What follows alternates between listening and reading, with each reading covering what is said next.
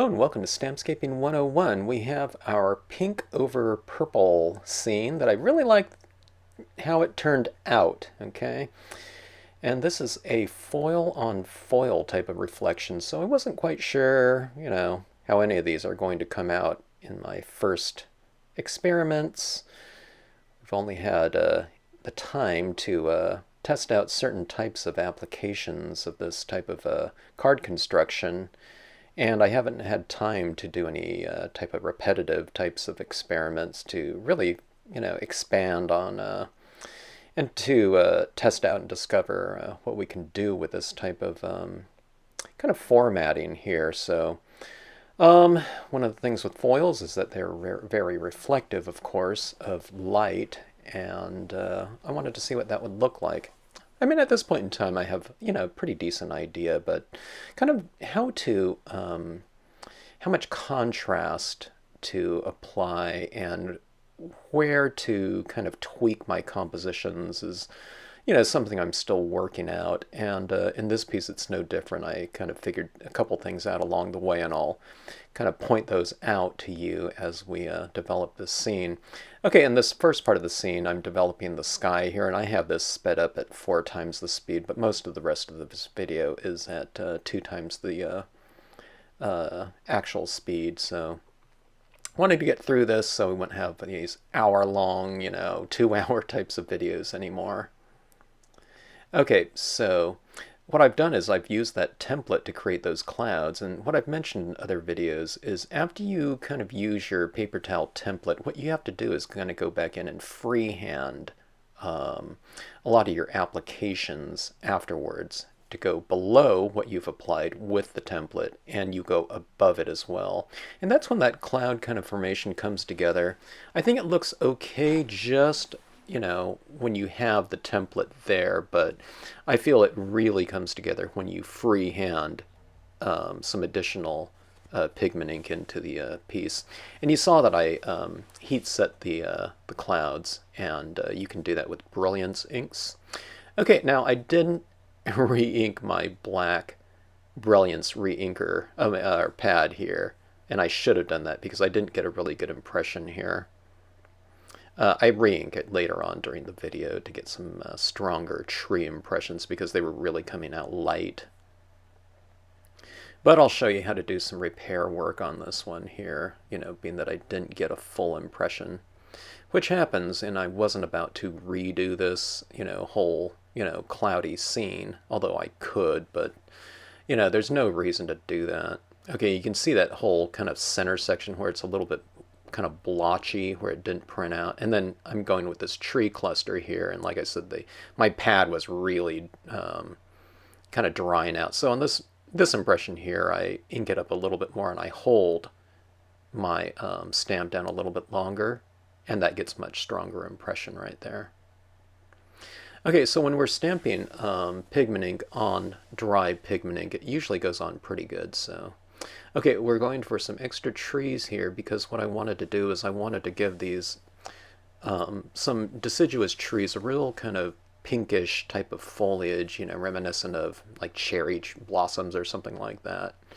Now these ones, would be gigantic trees, but I don't know, that's the color scheme I was going for in this piece because the recipient's favorite color is pink.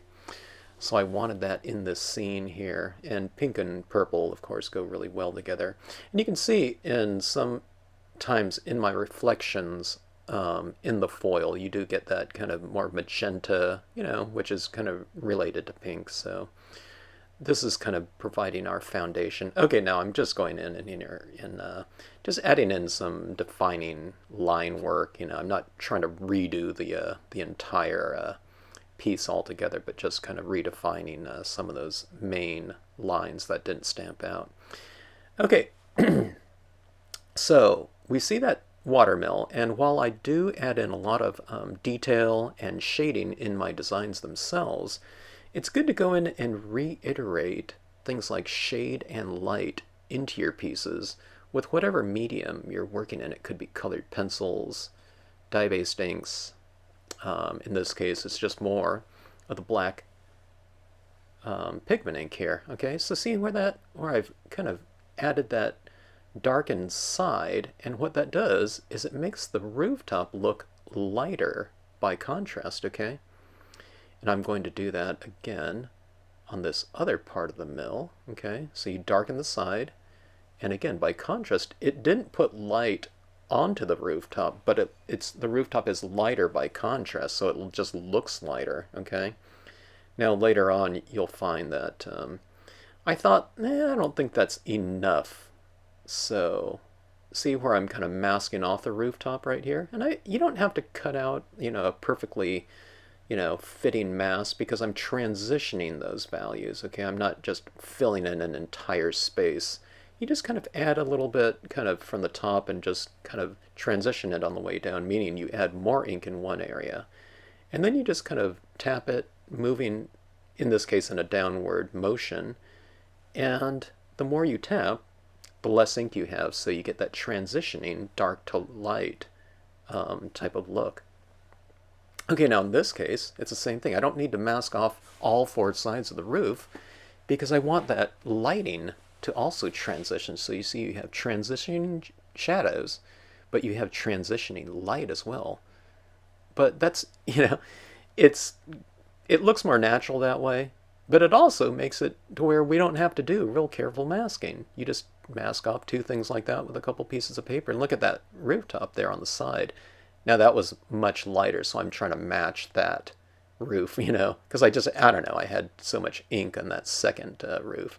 But look how three-dimensional that structure looks now with that lighting in the right places. And it's just a couple pieces of paper. Everyone always thinks of masking as, cutting out something completely, okay? And that can be done, but remember, these are they're tonal designs, they're not outline designs. So I've taken out a lot of the necessity for a lot of work in my designing process itself. A lot of people think that it makes it harder to use, having a more detailed design. But the more information you have in a design, it relieves us of the need to add that type of information in our stamping process, okay? All right, so when this ink dries, light inks look darker because if you're applying it over a darker background, darker inks look lighter when they dry, okay? So you have to keep adding it in and layering it a little bit. Okay, so this is where I am using the 3mm paint pens, okay? And with these pens, I usually like to go from dark to light, okay? It's different when I'm adding color onto scenes, like on a white piece of paper. I like to add lighter tones first, and I work incrementally darker through a value scale of increasingly darker values of a given hue. When it comes to paint pens, where we're building up color, these pens are opaque. Dye-based inks are transparent. So when it comes to paint pens, what I usually do is I work from darker tones and I work progressively lighter. So I started off a little bit too light, so I went back to a darker pen. Now I'm going back with a lighter pen here. Now it should always be pointed out that you see these dots that I'm adding in here, and they stand out. They don't really blend in with anything, with the rest of the scene. The scene is very tonal and very graceful in the transitions, okay? But now you have all these dots that are really standing out, and they really do stand out. Okay, I'm just switching another color. I'm going lighter and lighter. Now I'm using the pink. But when you have these textures like that, they really stand out, so you have to unify the scene. And it doesn't really get unified until I bring in some extra fine point paint pens to use in here to kind of match the detail of the stamp designs themselves, okay? Now this is just a specialty type of thing. I mean, I've just started doing this kind of pointillism type of coloring on certain things this year. So, I spent, I don't know, whatever it is, 30 years not doing this type of thing. It's only because I've come across these pens I don't know, relatively recently over this last year. Okay, now this is the 0.7 millimeter Artistro pens, okay? They are paint pens. And the thing is, these days, we have access to, you know, pen packs that have all kinds of different values of given hues, okay? So in the past, when we thought about paint pens, there might be a black one, a white one. There were the gold and the silver paint pens, maybe copper, in terms of the metallics. But there wasn't this whole spectrum of different hue, as well as different values within those hues, light, medium, and dark, warm blues, cool blues, whatever. So these are really great ones to kind of incorporate in, to your scenes if, that's what you want.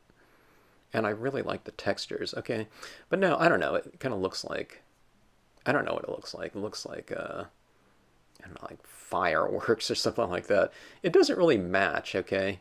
Because the texturing is so much different than the rest of the scene. But hold on, you'll see what I do here to kind of bring it together, okay? See, it's all in the trees, but then you look at that mill and it just doesn't, it doesn't blend in with the trees at all, okay? But there's just different things that you can do. Okay, now I'm adding in these trunks. I really like going up these trunks to kind of redefine the structure of these trees. They become kind of busy with all of that, pointillism types of applications of the paint. But these tree trunks give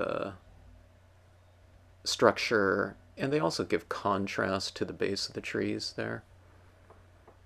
And I'm not staying right on, the existing trunks and branches of the design because I can't see them in many cases. So you just kind of draw them in. Okay, now this is where adding in some of these paint pen details into the other things like the structure here. In this case, that's the watermill, that's the rooftop, okay?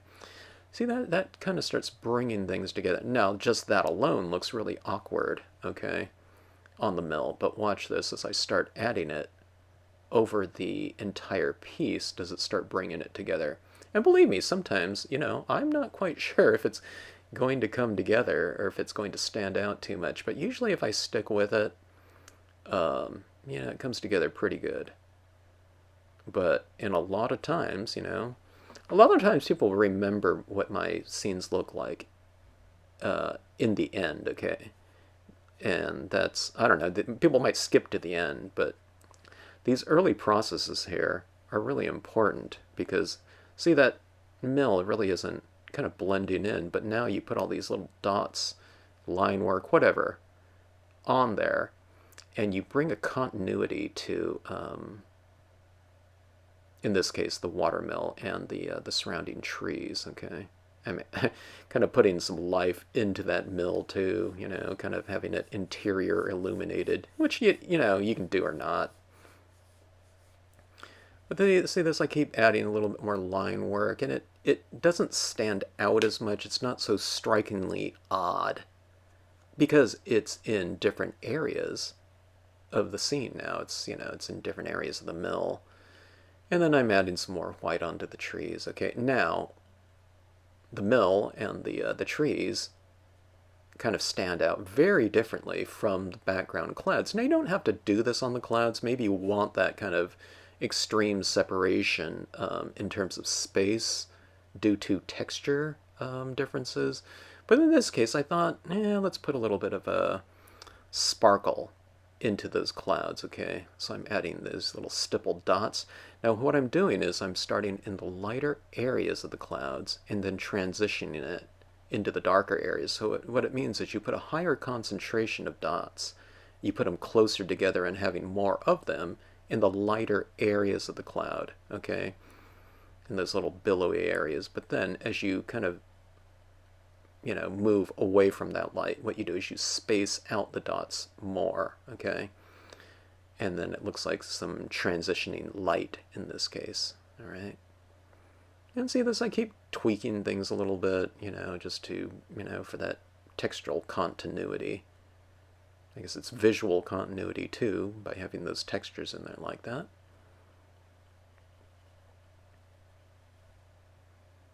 All right, see that? You know, I'm just kind of balancing out a little bit more, having a little bit more white in there. It kind of creates a little bit of a sparkle to it too. It creates kind of a surface shimmer by doing that, just with the dots. Of course, you know, we're working on foil, which is its own true shimmer, but these little dots can create, I don't know, kind of a lively um, look to it. Okay, so now, when things get so busy with little dots like that, I can't tell you what just putting some white pigment ink over the top of it does. It mellows it out a little bit, okay?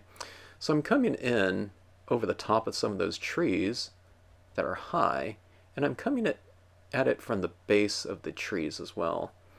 And then later on, when I look at it in the mirrored reflection, I'll decide, oh, okay, you know, I really like that kind of base layer of fog, you know, at the kind of right over to the bottom left of that watermill. Because I think it looks really good. It looks good in the reflection that we create with that with the silver foil coming up. All right, now see this? I keep going back and I keep kind of tweaking the clouds, adding a little bit more light to it because as they dry darker. Okay, so just adding some more like that really helps. And then I don't know, it's kind of hard to judge sometimes because you want to keep going until it looks right to you, but then you have that drying factor where it, in this case, the white pigmenting becomes a little bit less opaque and it kind of moves more into translucency. Okay, now this is where I'm developing the base now, what's going to be the water.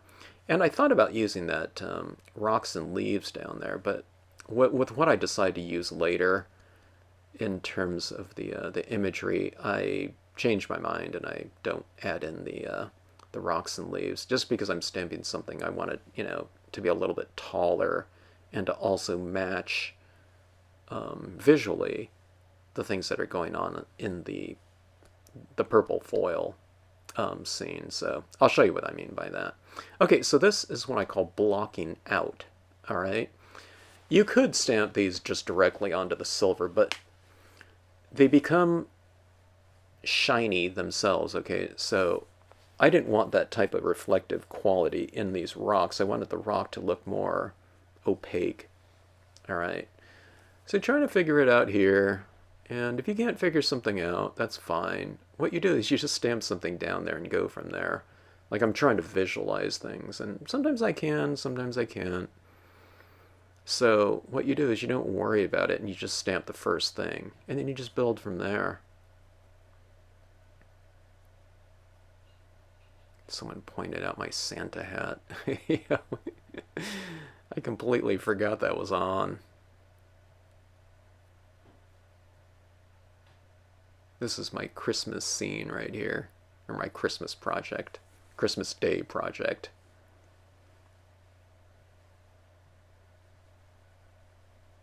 Okay, so this is the boulders with lichen, and see where I've blocked out down there?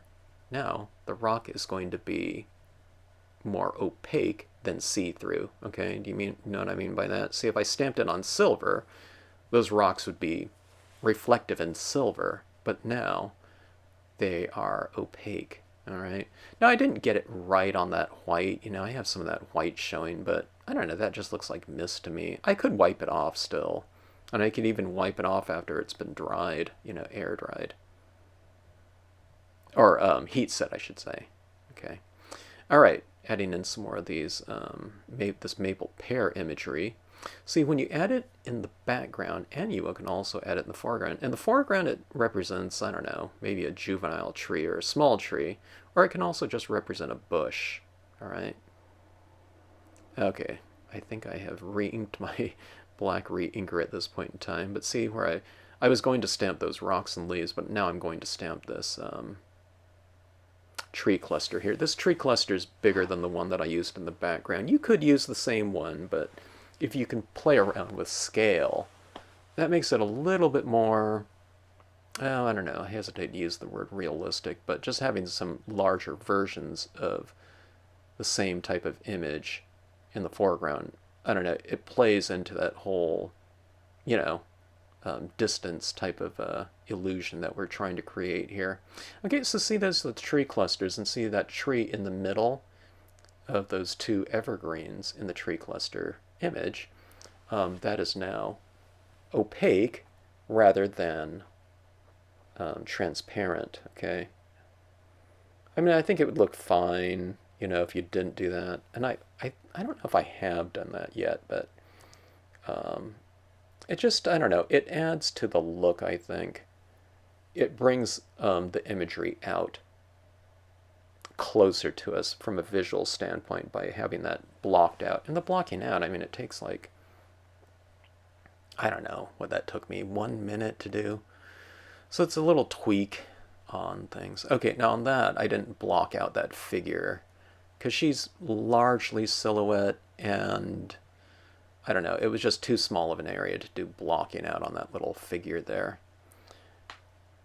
Okay, and just to go for a little bit more scale and height, I'm using the leafless pine stamp large. Okay, see this? I can go up higher there, and I'm finding that in these reflective types of things, you know, when we're looking at these things at 45-degree angles, I do think that kind of height works really well with that, because it's going through more of the scene, but it's also going through more of the reflection, you know, too. Now, just stamping one, I thought, that doesn't look quite, but stamping two of them, now that I had that figure down there, I didn't want to overlap the figure at all, so I'm just going with the smaller version of it here. So you can go for kind of repetition of form just in a certain area. It could be, in this case, with the maple pear, it's going on in the foreground and behind the watermill. But on this one, we're just going for repetition of form in the foreground. Okay, they're both, you know, in the foreground here. And repetition of form lends itself to kind of visual harmony when you repeat things.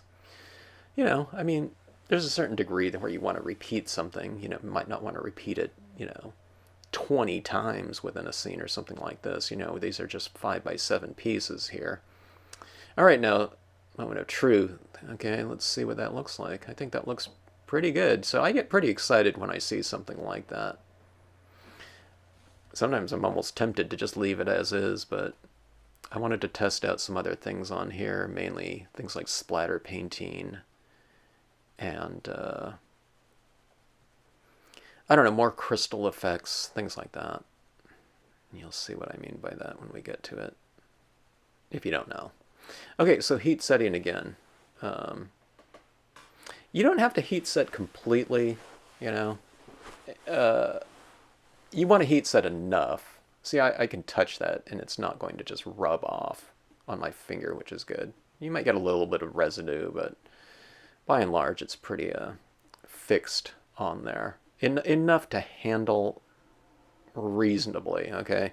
I'm still going to spray seal these things in the end, though, because I want to really fix them down as much as possible without losing the characteristic of the foil. You don't want to spray seal the silver foil too much, because it becomes more of like an aluminum, brushed aluminum type of look as opposed to like a mirrored chrome. And the whole idea of these scenes is, you know, to create that mirrored surface. Okay, so my treatment of those background trees is the same thing that I'm doing in the foreground trees. Again, that's kind of visual continuity. You have the same colors as the background, the same types of forms as the background, the same type of textures as the background trees specifically. Okay, so using the same types of pens.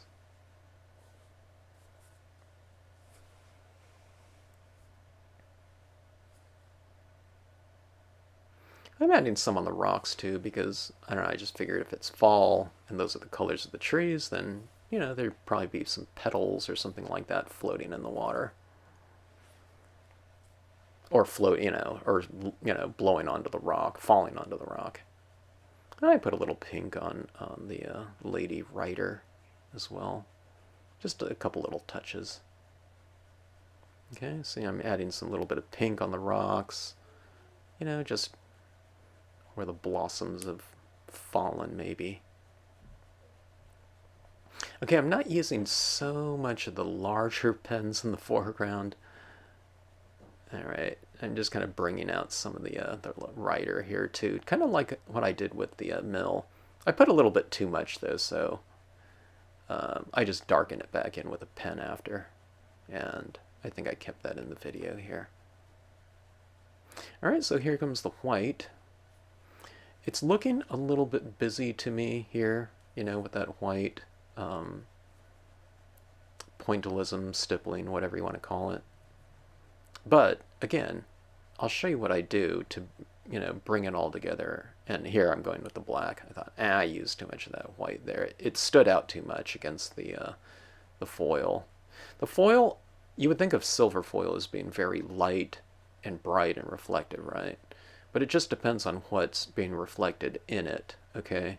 So if you're, you know, looking at this card in an interior, you know, the thing that's going to be reflected in the foil is probably going to be something relatively dark, okay? So you see that, I mean, that's reflecting my ceiling there, and it's very dark. Well, I'm in a dark room right now, but see, that's why that stood out too much. Okay, so remember that when I was saying that, you know, that pointillism, the stippling with the white, it's standing out too much. But here we go with the white pigment ink again. It mellows things out and it pushes those types of irritating visuals to the back. And I get them all the time, but I just remedy them with a little bit of, you know, white pigment ink on a cotton ball. Okay, so this is going back into redefining those trunks again. And what's going through my mind at this point in time is I'm wondering, should I do that, you know, leafless pine? And I just go for it here. And I liked what it looked like. And again, so, you know, the types of things that's going through my mind is, should I do that? How will it affect what it looks like in the reflection?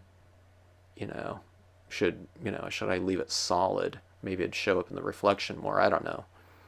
But I think it looks more three-dimensional this way. And again, you know, going back to that whole thing on continuity, I have those, you know, white little detailed lines on my watermill and in the tree trunks in the foreground and background. Now I'm adding it on, you know, the largest, you know, tallest item in the scene. So see, there's that white, and taking a look at it there. And that white, you know, kind of highlighting on my tree, you know, it still stands, you know, very legible.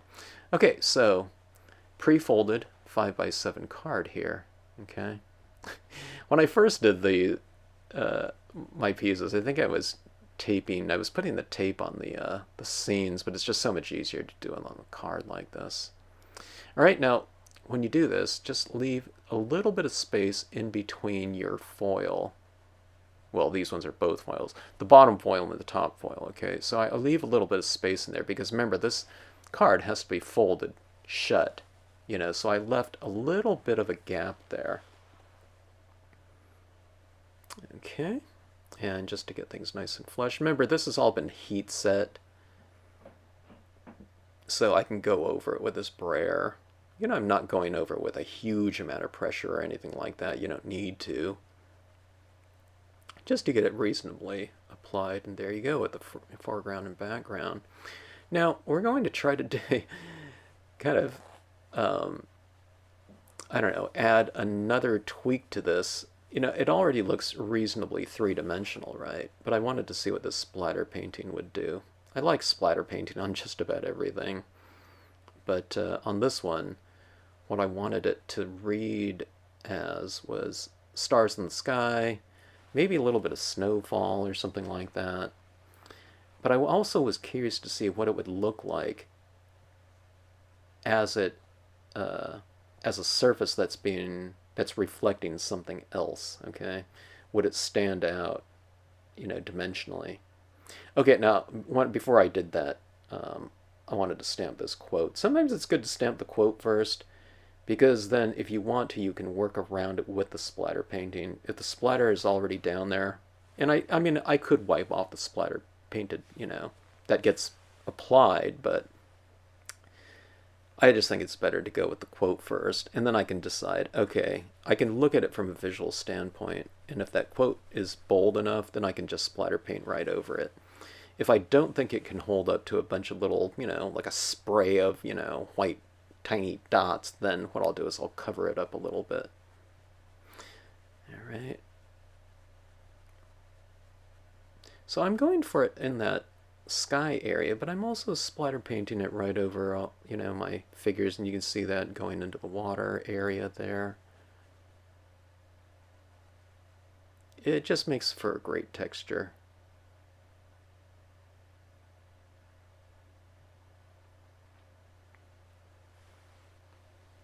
All right, so now I'm taking a look at that. Let's see what it looks like that. You can't really see the white and the reflective area too much.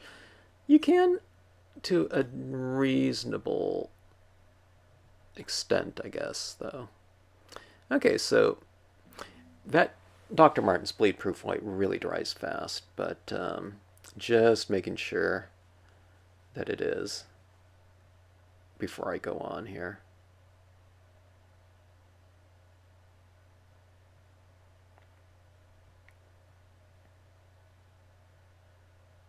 Folding that card, I didn't really fold it too much in the beginning, so it's kind of stiff, and then those two pieces are going to meet together. Okay, now this one, I thought we can use a focal point in the sky, okay? And these kind of North Star types of 8-point twinkly stars have a nice kind of attention-getting quality about them, so I decided to add it in. This piece is going out to an 8-year-old, and I wanted there to be some nice, strong visual kind of bling to this piece, okay? So I added that in there. Okay, now that splatter painting does a pretty good job, okay? Sometimes you get a lot more variation of kind of a real fine misted spray, and larger kind of paint. It just depends how thick the paint is and kind of your rate at, application rate. But this time it didn't give me too much variation. I mean, it was very even. So I'm going back in and adding these larger dots to the piece. So when it's in front of a cloud, maybe it represents snowfall. If it's in the sky, maybe they represent stars or snowfall. It doesn't really matter. But it just looks great in terms of it being kind of a texture. And those dots, too, splattered about. What that did, though, now I'm not even really thinking about those pen dots anymore. You know what I mean? Because it's all part of the texture scheme of the piece, okay? We have color schemes, we have, I don't know, imagery schemes sometimes, using larger and smaller versions of a tree or something of that sort, using the same one in the foreground and background. That's, image continuity. But this textural continuity is something that's running really strong in here. You have all these dots in there. We have the 3mm pen, the 0.7mm pen. Now we have these dots by the, splatter painting and paint pen. Okay, now I'm applying some crystals in here, okay?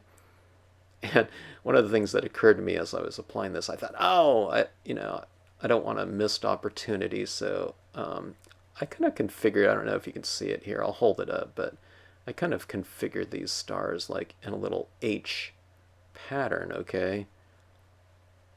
It's not a real constellation or anything like that, but it's going out to the someone that his name is Hannah. So can you see the H there in my sky? The middle star is kind of the line. And then here those crystals kind of stood out a little bit, so I added a couple more dots in there, little dotted stars. Just so that, they kind of blend in a little bit more. Those stars are kind of bold, the crystal ones especially. Yeah, as well as the 8-point star, but so I'm adding in some more dots just to kind of blend things in. It kind of harmonizes a little bit more with the surrounding area. All right, so see, this is all those little things. So don't get too shocked, if you start adding in something to your piece and it's like, oh my gosh, that really stands out too much. It's a distraction. But no, you just keep playing around. There's that H right there. And the individual is 8 years old. So there is her constellation, H. Okay, that is the scene there. We have a pretty good reflection going down there. And do you see that, those little dots on the surface of the card? That's what I wanted to see, how that would look in the end result. And I think they look like they're kind of hovering about with that reflective area in the background. Okay, thanks so much for watching. Hope you enjoyed it. And we'll see you in the next scene.